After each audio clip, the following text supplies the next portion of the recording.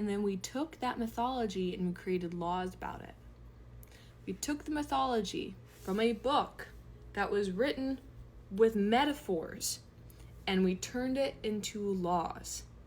Not for a century, but for multiple centuries. And we are still using those metaphors, those same metaphors, to enact laws and policies today. Even the metaphor of Mary, like Mary the Virgin, this virgin young girl who is 14 at most, I believe, when she's supposed to be impregnated by God against her will.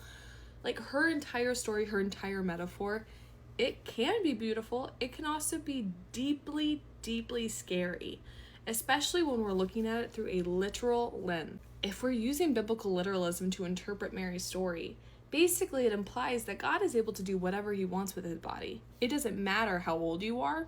It doesn't matter your social status, because she is a young, poor girl, and it does not matter if you want that or not.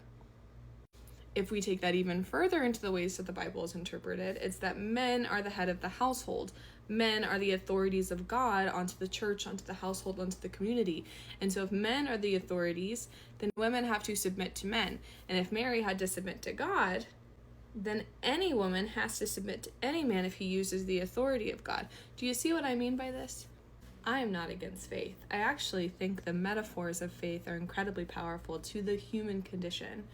But I do think that when we start to create literal consequences from metaphorical stories, we see outcomes that get extremely dangerous, especially for the people who pay those consequences, which are usually women and children.